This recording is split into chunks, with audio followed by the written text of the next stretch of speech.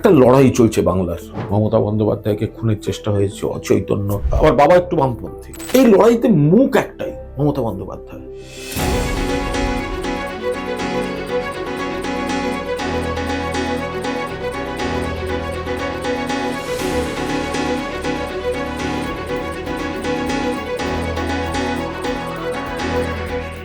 নমস্কার, বর্তমানে আপনাদের আরো একবার স্বাগত। আমি সোহম রয়েছি আপনাদের সঙ্গে। আজকে আমাদের সঙ্গে যিনি রয়েছেন তাকে 50টা মানুষ ভালো কথা বলতে পারেন, 30টা মানুষ খারাপ কথা বলতে পারেন, 20টা মানুষ কিছুই না বলতে পারে, কিন্তু তাকে ইগনোর এই 100 জন মানুষ করতে পারেন না। তিনি আমাদের বাংলার রাজনীতিতে আনইগনোরেবল পলিটিশিয়ান, কুণাল ঘোষ। নমস্কার। নমস্কার, স্বাগত। কেমন চলছে প্রচার? ঠিকই, ভালোই চলছে। এখানে একটা জিনিস খুব পরিষ্কার, মানে এখানে ঘটনাচক্রে আমি প্রার্থী, আমি নেত্রী মমতা বন্দ্যোপাধ্যায়, নেতা অভিষেক বন্দ্যোপাধ্যায় এবং গোটা দলকে ধন্যবাদ দিচ্ছি যে আমাকে প্রার্থী করার জন্য। কিন্তু এখানে না, আমি ব্যক্তি, আমি ব্যাপারটা ওইভাবে দেখছি না। একটা লড়াই চলছে বাংলার, একদিকে উন্নয়ন করার, প্রান্তিক মানুষ অব্দি উন্নয়ন পৌঁছে দেওয়ার, অন্যদিকে বিজেপির বঙ্গ বিরোধী যে দৃষ্টিভঙ্গি, নীতি, মানে টাকা বন্ধ থেকে আরম্ভ করে বাংলার ইতিহাস ঐতিহ্য মনীষীদের অপমান উপেক্ষা থেকে শুরু করে SIR এর নামে এইভাবে বৈধ ভোটারদের নাম বাদ দেওয়া, এই বিজেপির এই বঙ্গ বিরোধী অ্যাটিটিউডের প্রতিবাদ করছেন মমতা বন্দ্যোপাধ্যায়। এটা একটা লড়াই, মানুষের অধিকারের লড়াই। এই লড়াইতে মুখ একটাই, মমতা বন্দ্যোপাধ্যায়। আমরা সবাই তার সৈনিক, এক একজন এক একটা ভূমিকায় আছি। ফলে মানুষ মমতা বন্দ্যোপাধ্যায়কে চাইছেন, সর্বভারতীয় তৃণমূল কংগ্রেসের প্রার্থীদের চাইছেন এবং বিপুলভাবে মমতা বন্দ্যোপাধ্যায় ফিরে আসবেন। সেই কারণে মানে প্রচার ভালো চলছে, কিন্তু মানুষ এই যে বেরিয়ে আসছেন, দুপাশে ভিড়, বৃষ্টির মধ্যেও দাঁড়িয়ে উপর থেকে হাত নাড়ছেন, আশীর্বাদ করছেন, এটা আমরা খুব ব্যক্তি হিসেবে ব্যাপারটা নিচ্ছি না। এটা আমরা একজন মমতা বন্দ্যোপাধ্যায়ের আন্দোলনের সৈনিক, মানুষের সমর্থনটা কিন্তু অ্যাকচুয়ালি মমতা বন্দ্যোপাধ্যায়ের প্রতি, এই ভাইব্রেশনটা কিন্তু অনুভব করা যাচ্ছে। আপনাকে এই আমাদের মিডিয়ার জগতে অনেকে কেজি বলে ডাকে। এখন একটা জেনজি ল্যাঙ্গুয়েজ আছে, জানেন তো, যেটা হচ্ছে ওজি, অরিজিনাল গ্যাংস্টার। তো এই কেজি কি তৃণমূলের ওজি? না, অ্যাকচুয়ালি আমার পুরো নাম হচ্ছে কুণাল কুমার ঘোষ। মানে কুণাল ঘোষ নামটা আস্তে আস্তে হয়ে চালু আছে এবং বাইলাইন বা বক্তৃতার সময়, মানে সাংবাদিকতা বা রাজনীতি বা ডাকাডাকিতে সুবিধা হয়, কিন্তু ভোটের সময় তো একদম পুরো নামটাই দিতে হবে, কুণাল কুমার ঘোষ। মানে ভোটের সময় আপনি কেকেজি? আমি তখন কেকেজি। আচ্ছা। হ্যাঁ, কিন্তু আমার পরিচিতরা সবাই কেজি বলে। তো এখন না, আমি যেহেতু সাংবাদিকতা শুরু, তার আগে আমি ছাত্র পরিষদ করতাম, এরপর যেটা হলো সেটা সম্পূর্ণভাবে আমি আবার সাংবাদিকতা, তখন আমি সকলকে আরো দেখার সুযোগ ইত্যাদি, এবং মমতা বন্দ্যোপাধ্যায়কে ক্রমশ কাছ থেকে দেখা এবং একটা জায়গা তৈরি হয়ে যায়, একটা যোগাযোগ ইত্যাদি।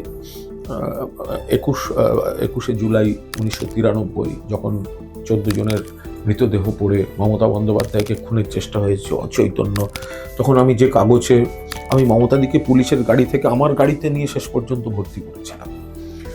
পরবর্তীকালে হয়ে গেছে। ফলে তৃণমূল জন্মের সময় থেকেও একদম কাছ থেকে দেখা এবং মমতা বন্দ্যোপাধ্যায়ের সঙ্গে একটা আমার একটা জিনিস ইন্টারেস্টিং আছে, 2006 সালে কিন্তু দমদমে আমার প্রার্থী হওয়ার কথা ছিল। আচ্ছা।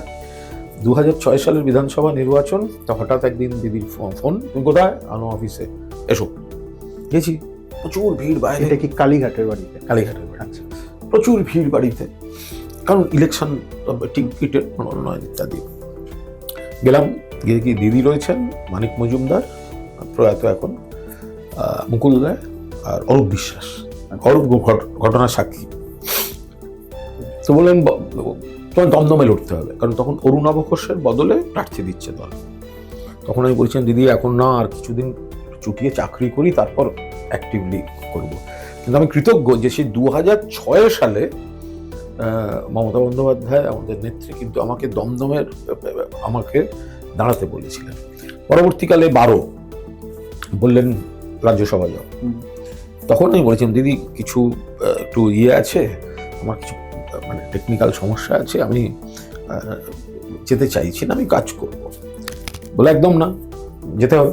ফলে 3 ভাষার 3 জনকে পাঠিয়েছিলেন, আমি বাংলার ইয়েতে। তো সেখানে একটা কৃতজ্ঞতা, বলে আমি সেভাবেই আবার মাঝখানে ঝড় জল বৃষ্টি স্বর্গ নরক সবই দেখা হয়েছে, কিন্তু আমি কোনোদিন পার্টির বাইরে যাওয়া, দিদির বাইরে যাওয়া, এটা আমি কোনোদিন ভাবিনি। দল ছেড়ে যাব আর একটা কোনো কিছু বা না।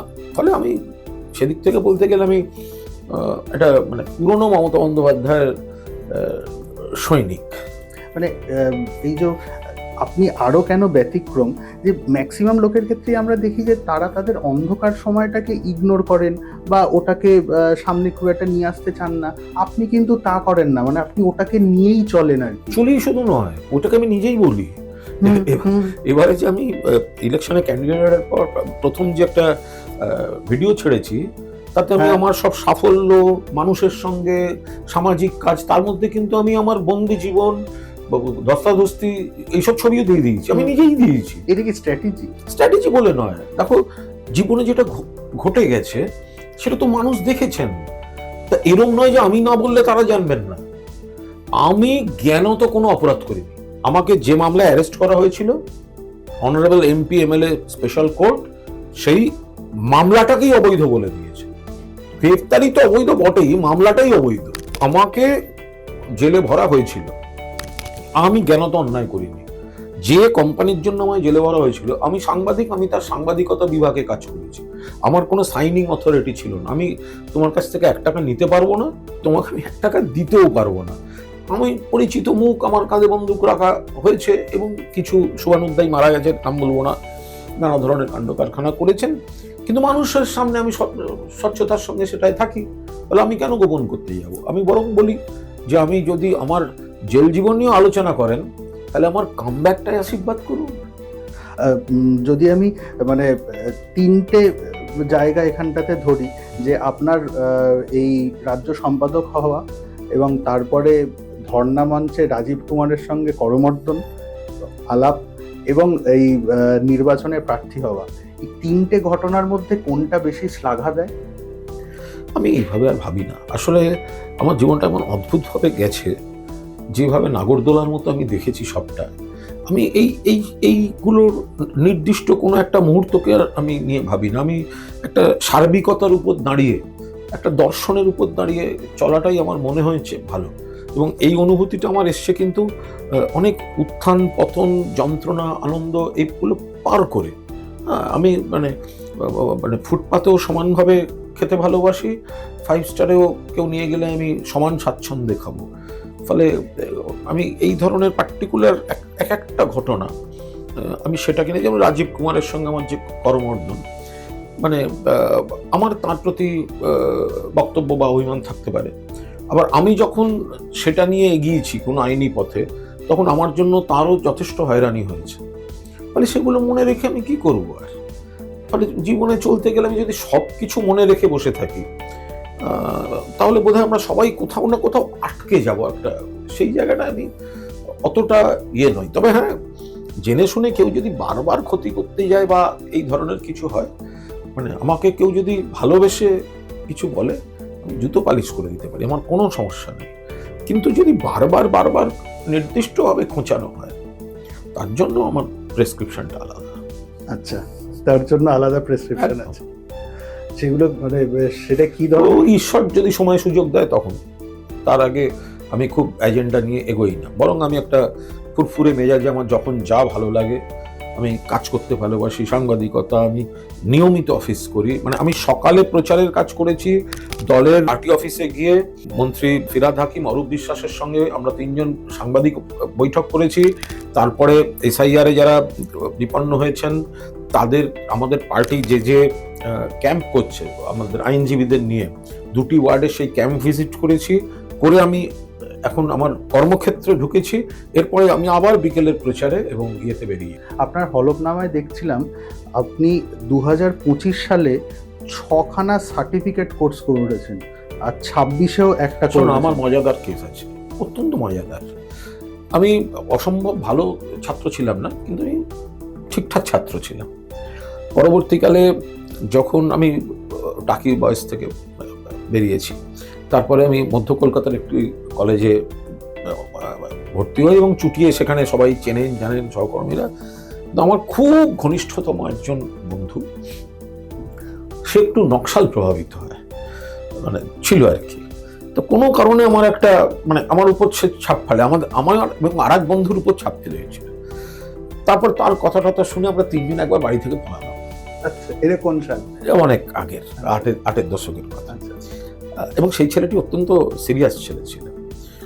তো আমরা 3 জন বাড়ি থেকে বেরোলাম। ও একটা ওকে কেউ বলে দিচ্ছিল রুট কোথা দিয়ে কোথায় যাবো টাবো এইসব ইত্যাদিতে, কিন্তু তারপরেই ব্যাপারটা হলো না। কারণ আমার বাড়িটা একটু তখন আমার ঠাকুমা বা যারা একটু মানে মানে কংগ্রেসই ঘরানা, আমার বাবা একটু বামপন্থী, মানে সিপিআই বামপন্থী আর কি। আচ্ছা, মানে সিপিএম বামপন্থী। হ্যাঁ বলি। আচ্ছা, তো সেগুলো হয়ে টয়ে আমি তারপরে ওসব হলো না, কিন্তু আমার তখন পড়াশোনাটা একটু বিঘ্নিত হয়ে গেল।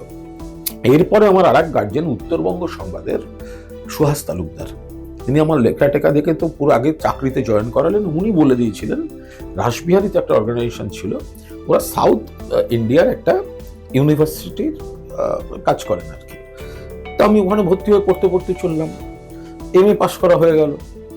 এইবার আবিষ্কার হলো ওই ইউনিভার্সিটিটা স্বীকৃত ইউনিভার্সিটি নয়, ঠিক আছে। ফলে দেখলাম বিরাট বিপদ, ফলে ওটা ব্যবহার করতে পারি না।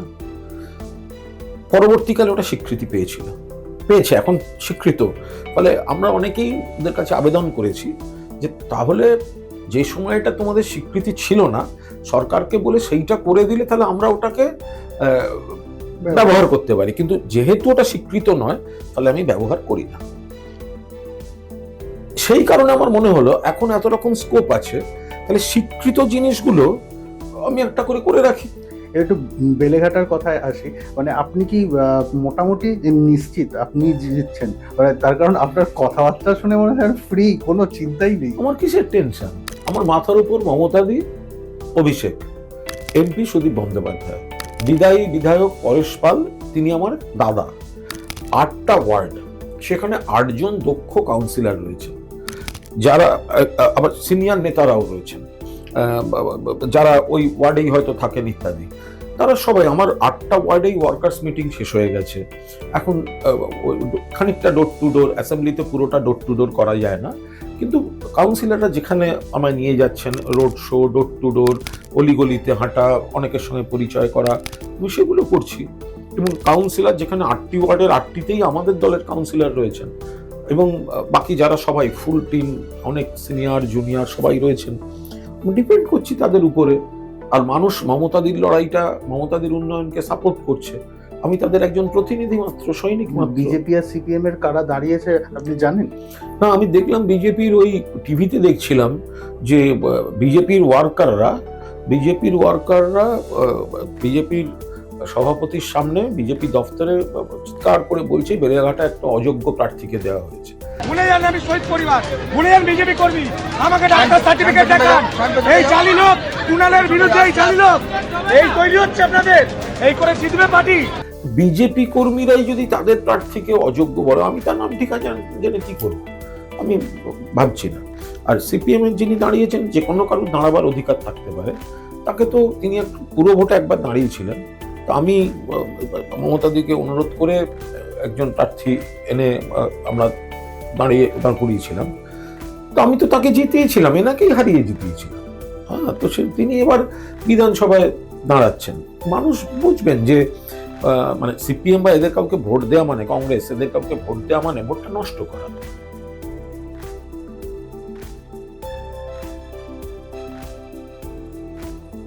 ফলো করুন বর্তমান।